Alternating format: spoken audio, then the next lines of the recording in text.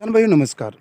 किसान भाइयों, हमने जो हमारे चैनल पर एक वीडियो डाला था तारा मीरा की खेती के बारे में, जो कि बिना पानी की खेती है और काफ़ी अच्छा आपको मुनाफा दे जाती है। इसको किसी प्रकार की जंगली जानवर वगैरह से कोई नुकसान ज़्यादा नहीं होता है। तो इसमें बहुत सारे किसान भाइयों के कुछ डाउट्स है, कुछ शंकाएँ है, कुछ कन्फ्यूज़न वाली स्थिति है किसान भाइयों के कि पूरी जानकारी इसमें नहीं मिल पा रही है।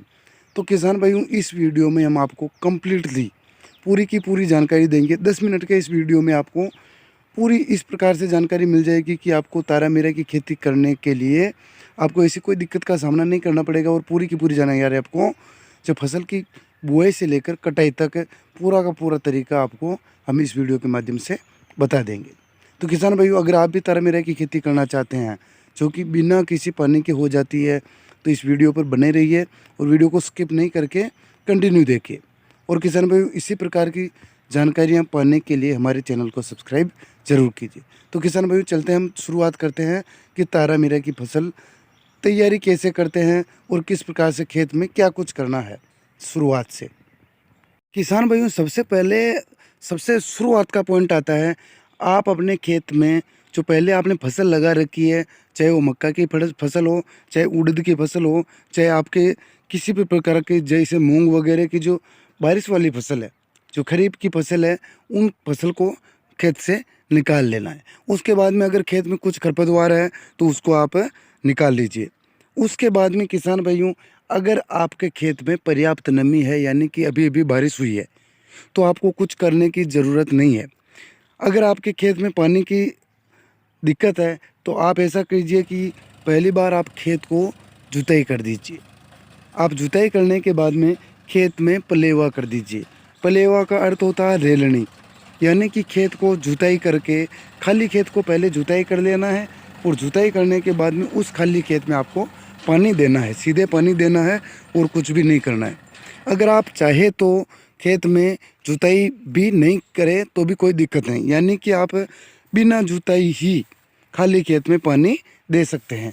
दोनों तरीके हैं। जुताई करने से थोड़ा पानी ज़्यादा अपने खेत में स्टोर हो जाता है, जिससे नमी थोड़े ज़्यादा दिनों तक अच्छी तरह से बनी रहती है। और अगर आप जुताई नहीं करते हैं और सीधे सूखे खाली खेत को पानी देते हैं तो उसमें थोड़ी नमी की अधिक दिनों तक नमी नहीं बनी रहती है। तो आप दोनों तरीक़ों में से एक तरीका अपना लें, यानी कि आप चाहे तो पहले खेत को एक बार जुताई कर लेनी है और उसके बाद में उस खाली खेत को पानी दे देना है। ठीक है। जिस प्रकार से आप पानी दे देते हैं, पानी देने के 10 दिन के बाद में या 15 दिन के बाद में या लगभग 8 दिन बाद में आप अपने खेत की नमी को देख सकते हैं। आपकी खेत की नमी इस प्रकार से हो जाए कि आपके खेत में बुआई हो सके, यानी कि आपका खेत में कल्टीवेटर अच्छी तरह से चल सके। ज़्यादा नमी नहीं सुखानी है। कुल मिलाकर आप जब भी पलेवा करते हैं, रेलनी करते हैं या फिर इस प्रकार से खेतों को खाली सिंचाई करते हैं और उसके बाद में जो दूसरी फसल की बुआई करते हैं, उसी प्रकार की इसमें नमी होनी चाहिए। इस प्रकार की नमी रहने के बाद में आपको क्या कर लेना है, तारा का मीरा का बीज लेना है। और किसान भाइयों, प्रति एकड़ तारा मीरा का बीज आपको 3 किलो तक ले लेना है। वैसे तो 2 किलो काफ़ी होता है, लेकिन जर्मिनेशन प्रॉब्लम हो सकती है या फिर आपके खेत में कुछ गहरा जा सकता है। इस प्रकार से आप 3 किलो तक बीज आप 1 एकड़ के अंदर ले सकते हैं। अच्छी तरीके से बीज को लेकर आप पूरे खेत में छिड़काव कर लेना है। अपने हाथ से बीज को फूंक देना है अपने खेत के अंदर, खाली खेत के अंदर, यानी आपने जिसमें सिंचाई कर रखी है उस खेत में पहले आपके अपने बीज को फूंक देना है, यानी कि अच्छी तरह से छिड़काव कर देना है। दोस्तों, बीज का छिड़काव करने के बाद में कल्टीवेटर लाना है। आप कल्टीवेटर से 2 बार जुताई कर लेनी है। 2 बार जुताई करने के बाद में उसके बाद में आपको कुछ भी नहीं करना है, यानी कि आपको बीज को छिड़काव करना है और बीज को छिड़काव करने के बाद में 2 बार जुताई कर लेनी है और 2 बार जुताई करने के बाद में बिल्कुल छोड़ देना है। यह आपके तारा मीरा की फसल की बुआई हो चुकी है। इसके अंदर किसी भी प्रकार के उर्वरक, रासायनिक उर्वरक, जैविक उर्वरक, किसी प्रकार के कोई भी खाद डालने की आवश्यकता नहीं होती है, क्योंकि इस फसल के अंदर पानी की ज़्यादा आवश्यकता नहीं होती है, जिस कारण यह जो ज़मीन के अंदर से पोषक तत्वों को अधिक मात्रा में इसकी रिक्वायरमेंट नहीं होती है। आपके खेत में जितने इसमें पोषक तत्व अभी पड़े हुए हैं वो पोषक तत्व इसके लिए काफ़ी है। तो आपको कोई भी खाद या उर्वरक इसमें नहीं डालना है। जब आपने बुआई कर दी है, बुआई करने के बाद में आप इसको छोड़ दीजिए। इसकी जो फसल है लगभग आपको 10 दिन के अंदर अंकुरण हो जाएगी और इसके उगने के बाद में आप खेत पर जाकर निरीक्षण कर सकते हैं। आपकी फसल अच्छी तरह से जर्मिनेशन हो जाएगी और जर्मिनेशन होने के बाद में आप देख लीजिए, अगर किसी वर्ष होता यह है कि फसल को जो छोटे छोटे कोमल पौधे होते हैं उसको इल्ली या अन्य कीड़ों के काटने की समस्या होती है। किसी किसी वर्ष, हर वर्ष ऐसा समस्या नहीं होती है, लेकिन कोई कोई वर्ष ऐसा होता है कि इस प्रकार की समस्या हो सकती है। हालांकि 80% इसमें इस प्रकार की समस्या नहीं आती है। अगर आपके खेत में तारामीरा के हल्के से छोटे पौधे को, 2 पत्तियों के वाले पौधे को कोई भी अगर कीड़ा काट रहा है तो आप उसके अंदर हल्का कीटनाशक का स्प्रे कर सकते हैं। अगर कोई नहीं काट रहा है तो इसमें कोई भी दिक्कत नहीं है।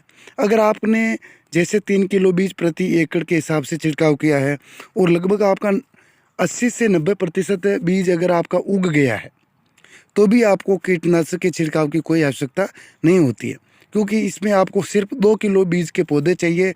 बाकी 1 किलो बीज के जो पौधे होते हैं वो एक्स्ट्रा है। अगर आपके खेत के 1 किलो के पौधों को अगर कोई भी कीड़ा काट लेता है तो इसमें कोई समस्या वाली बात नहीं है। तो इस प्रकार से आपका पौधा उग चुका है, कंप्लीट हो चुका है। इसके बाद में किसान भाइयों आपको कुछ भी नहीं करना है। इसकी फसल को सूअर, नीलगाय, गाय, बकरी, भेड़, इस प्रकार से कोई भी जंगली जानवर इसको नुकसान नहीं पहुंचाते, नहीं खाते हैं इसको, जिससे इस फसल में रखवाली की या किसी प्रकार की सुरक्षा की ज़रूरत नहीं होती है। तो इस प्रकार से आप तारामीरा की फसल बो सकते हैं। इसके बाद में किसान भाइयों जब इसकी फलियां आती है तो फलियों की स्टेज पर आप जाकर देख सकते हैं अपनी फसल को। जब आपकी फलियां अच्छी तरह से फूल और फलियां आ रही है तब अगर आपके क्षेत्र में मोइला यानी कि जो मच्छर होते हैं मोइले के, उसमें अधिक ही प्रकोप हो रहा है अगर आपके क्षेत्र में, तो हो सकता है तारामीरा की जो जो कॉम्पल होती हैं, जो इसमें फूल आते हैं सबसे ऊपर वाले सिरे में, वहाँ पर हल्का मोइला लग सकता है।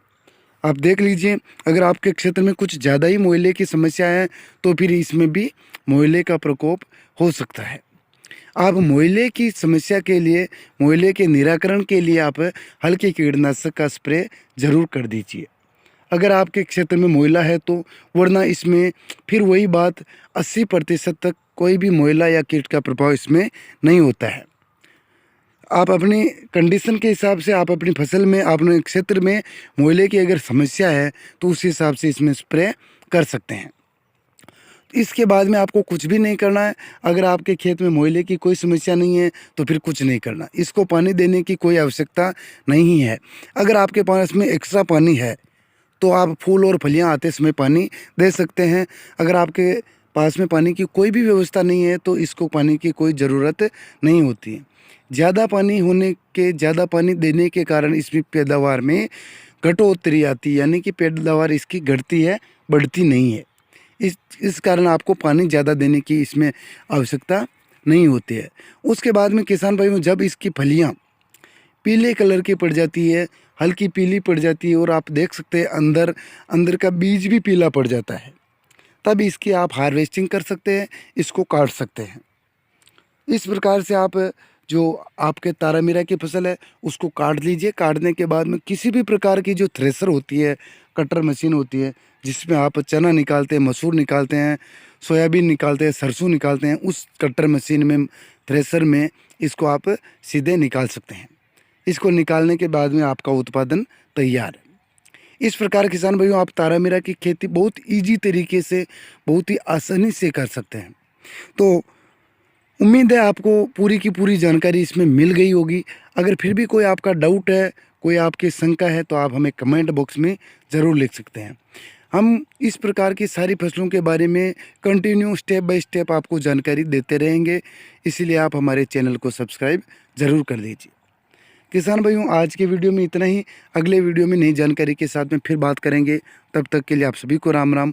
जय जवान जय किसान।